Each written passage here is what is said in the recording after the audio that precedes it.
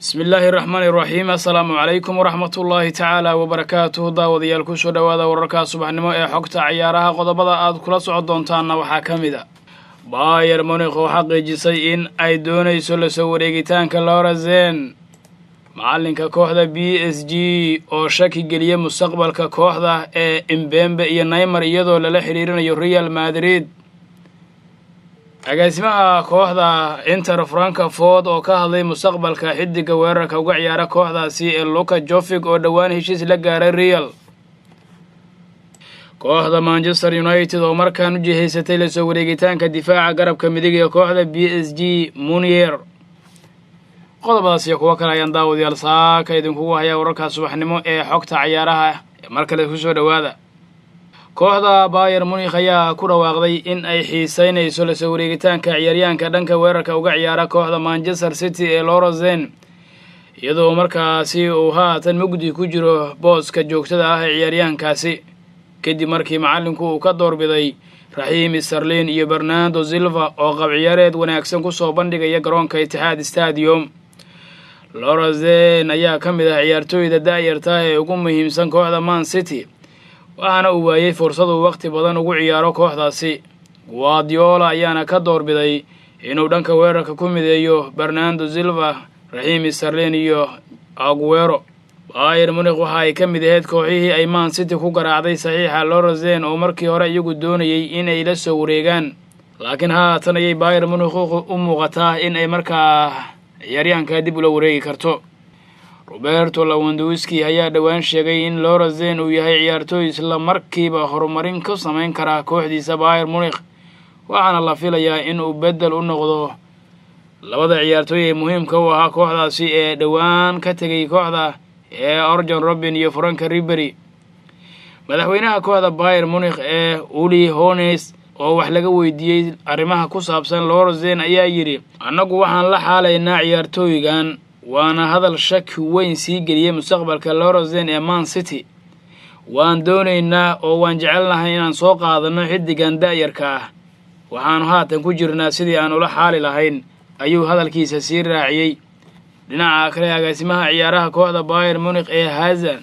ayaa isna sheegay ma doonayno in aanu ka hadalno magacyo waxaanu doonaynaa in aanu isku dayno inaanu sameeyno xilli ciyaareedka cusub saxiixiyo waaweyn sidoo kale waxaa waajib nagu ah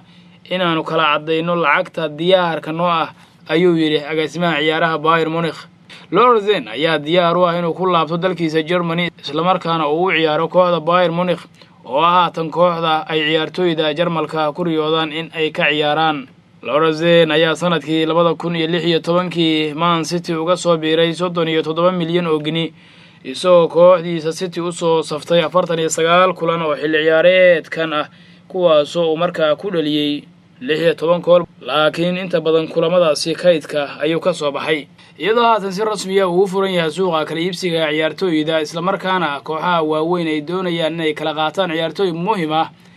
ayaa waxaa kooxda Real Madrid lala xiriirinaya qaadashada laba xidig oo muhiim u ah kooxda Paris Saint-Germain kuwaasi oo kala ah Kylian Mbappe iyo Neymar Jr iyadoo macalinka kooxdaasi uu shaki geliyay si joogitaanka labadan xidig ee kooxda PSG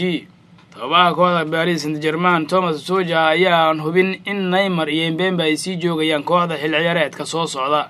waxaana uu yiri waxaan doonayaa in Neymar iyo Mbappe ay sii joogaan kooxda oo ay ku sii nagaadaan oo ay noo sii ciyaaraan haddii aysan dhicin waxaan raadin doonaa xal kale oo aan markaa bedelkooda raadinayno ayuu yiri taasi oo shaki weyn gelisay mustaqbalka labada xidig ee garoonka kooxda Paris Saint-Germain ay ku dheesho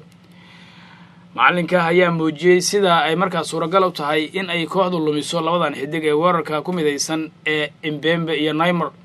kooxda Paris Saint-Germain ayaa tan iyo xilli ciyaareedkii la soo dhaafay waxa aad loola xiriirinayay Neymar iyo Mbappe iyadoo haatan la leeyahay Real Madrid waxa ay suuqa ugu jirtaa in kooxda ay wax badan ka bedesho oo ciyaartooy badan oo tayo leh ay ku soo kordhiso qaar badanna ay ka dirto garoonka Santiago Bernabeu madaxweynaha kooxda Real Madrid ee Florentino Perez ayaa leeyahay waxa uu markaa aad u doonaya oo ka go'an in garoonka Santiago Bernabeu uu ku soo kordhiyo labada weerar ee Mbappe iyo Neymar isla markaana waxa la leeyahay waxa ay ku kacayaan lacag qaali ah si kastaba ha ahaatee Real Madrid ayaa xilli ciyaareedkani waxa ay markaasi doonaysaa inay wax badan ka beddesho safkeeda kooxda. ciyaartooy dhowr ah ayaa sidaa oo kale lala xiriiraya kooxda Real Madrid, waxaana ka mid ah Eden Hazard weeraryahanka kooxda Chelsea, Sadio Mane kooxda Liverpool weerarkeeda, iyo Mohamed Salah. waxaa sidaa oo kale ay dhowaan heshiis la gaareen Luka Jovic ciyaaryahanka kooxda Inter Frankfurt u dheela. waxaa sidoo kale jira dhowr ciyaartooy oo kale oo ay kooxda Real Madrid haatan qorsheynayso in ay wax uga beddesho safkeeda weerarsan ee xilli ciyaareedkan dhibaatada badan ku soo jiray. agaasimaha kooxda Inter Frankfurt ayaa ka hadlay mustaqbalka goolaliyaha kooxda ee Real Madrid dhowaan heshiiska la gaartay Luka Jovic. agaasimaha ciyaaraha kooxdaasi ninka lagu magacaabo Freddy Rubik ayaa qirtay in 3 gool dhaliye oo kooxdiisa dhammaantood ay waayi karaan, balse waxa uu xusay inay jirin sabab dhaqaale oo ciyaartooydaas u iibin karto kooxdu. agaasimaha ciyaaraha ee Freddy Rubik ayaa yidhi, annagu sabab dhaqaale uguma baahnin inaanu ciidna iibino, laakiin wax walba way dhici karaan. xataa waxaanu lumin karnaa dhammaan 3deena gool dhaliye, Luka Jovic, Sebastian Haller iyo Ante Rebic. waxaa 3dooduba markaasi u damaano qaadi karaa buu yidhi in ay xaqiiqdii ku raaxaystaan u ciyaarista Inter Frankfurt, laakiin xooga kale ayaa daqiiqad kasta ciyaarta soo geli karaa. mana jirto wax aanu ku qaban karno arrintaasi haddii ay go'aansadaan iyagu inay baxaan. kooxda Real Madrid iyo Inter Frankfurt ayaa dhowaan wadaxaajood waxa ay ka yeesheen saxiixa Luka Jovic, waxayna Los Blancos doonaysaa in ay hoos u dhigto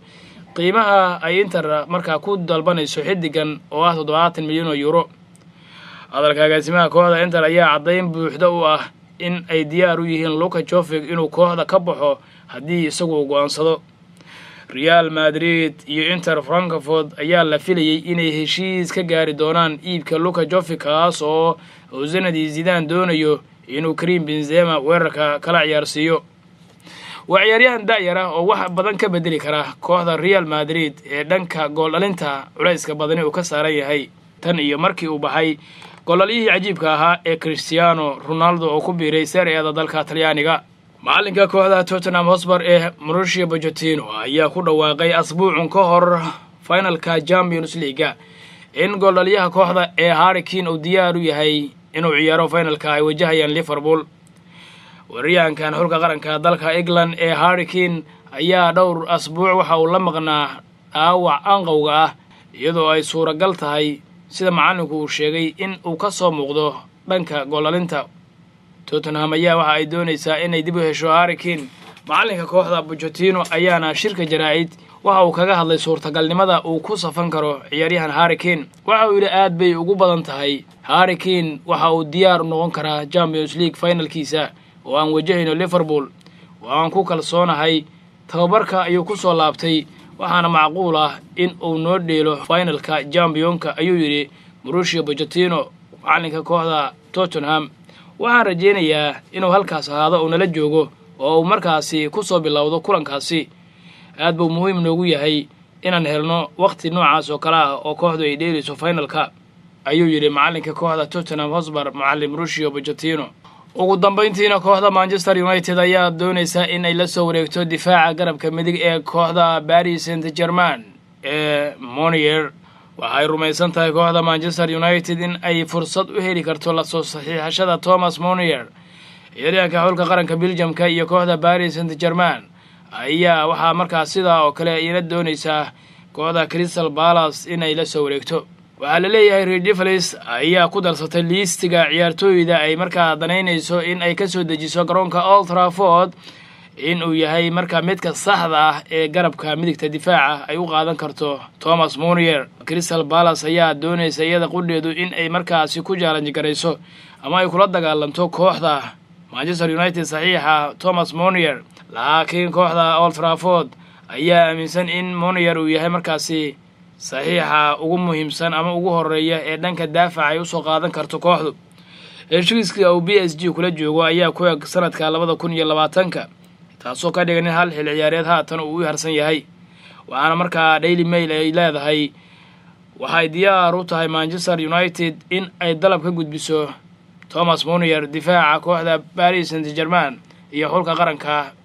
Belgiumka. daawadayaasha qiimaha leh warkii subaxnimo ee xogta ciyaaraha halka haynoo joogo waad mahadsantihiin daawashada iyo la socodka warka